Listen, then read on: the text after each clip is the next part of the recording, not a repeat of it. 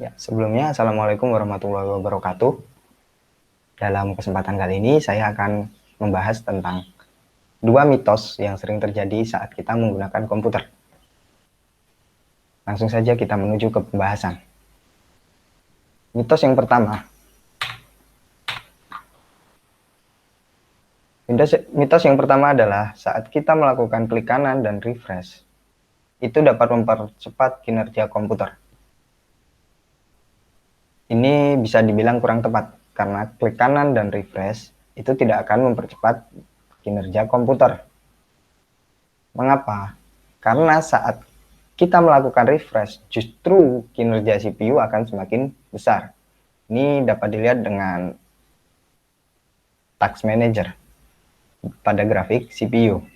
Saat kita tidak melakukan refresh, maka kinerja CPU akan cenderung lebih rendah berbanding jika kita melakukan refresh secara terus-menerus yang katanya dapat mempercepat kinerja sistem komputer. Maka grafik beban yang dilakukan oleh CPU justru akan meningkat. Mari kita coba. Kita lakukan refresh secara terus-menerus. Kita dilihat di sini bahwa grafiknya semakin tinggi. Ini berarti beban yang dilakukan CPU ketika kita melakukan refresh itu justru semakin berat. Atau bisa dibilang refresh tidak membuat komputer bekerja lebih cepat.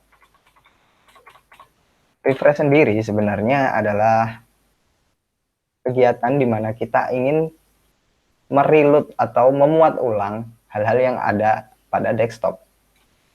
Ketika kita melakukan refresh, itu tidak membuat komputer kita lebih cepat, tapi kita melakukan muat ulang atau bisa dibilang tampilan yang ada di desktop ini kita mau muat ulang agar sesuai. Ini diperlukan ketika kita mendapati pada bagian desktop ada hal-hal yang tidak sesuai. Misalnya kita merubah nama aplikasi, nama shortcut yang ada di sini kita rubah menjadi nama saya misalnya. Dan ini nama saya misalnya tidak sesuai di sini, masih bernama aplikasi atau shortcut yang sebelumnya. Itu bisa dilakukan refresh. Kita masuk ke mitos yang kedua. Mitos yang kedua adalah tentang kapasitas storage. Kapasitas storage sendiri, jika kita memasang sebuah storage pada sistem komputer kita, misalnya kita memasang sebesar 240 GB pada sistem komputer kita, maka sistem komputer akan membaca sebesar 223 GB. Banyak dari kita yang mengatakan bahwa 223 GB dan 240 GB yang asli pada sebuah storage itu karena terpotong oleh sistem. Sebenarnya hal ini juga kurang tepat. Perbedaan antara storage yang kita pasangkan berkapasitas 240 GB dan sistem yang membacanya sebagai 223 GB terjadi karena perbedaan konversi antara produsen dan sistem Windows, di mana produsen mengkonversi ukuran 1 kilobyte itu sebesar 1000 byte, dan sistem komputer atau lebih tepatnya Windows itu mengkonversi satuan kilobyte sebesar 1024 byte.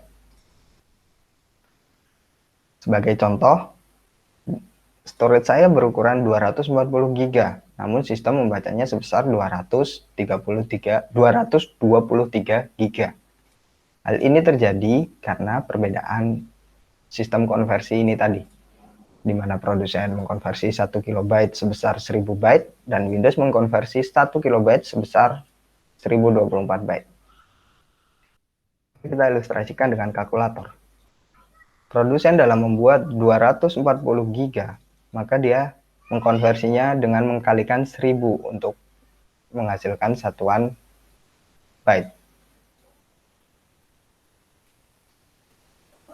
Maka 240 miliar byte ini kita bagi dengan satuan 1024, metode konversi yang dilakukan oleh sistem operasi Windows. 240 miliar. Kita bagi dengan 1024 agar menjadi satuan kilobyte. Kita bagi lagi dengan 1024 agar menjadi satuan megabyte. Kita bagi lagi dengan 1024 agar menjadi satuan gigabyte. Maka hasilnya adalah 223,5 sekian-sekian. Ini adalah satuan gigabyte yang dibaca oleh Windows. Sudah sesuai. Jadi, jangan lagi mengatakan bahwa kapasitas yang terpotong di sini adalah termakan oleh sistem. Bukan seperti itu. Ini hanya terjadi pada sistem Windows saja. Jika kita menggunakan sistem operasi yang lain, seperti sebagai contoh saya menggunakan Ubuntu yang sudah saya screenshot di sini karena tidak mungkin saya merestart komputer saya akan memakan waktu lama. Storage berkapasitas 240 GB akan tetap terbaca 240 GB.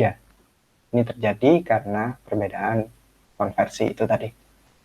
Sekian pemaparan dari saya. Kurang lebihnya mohon maaf. Assalamualaikum warahmatullahi wabarakatuh.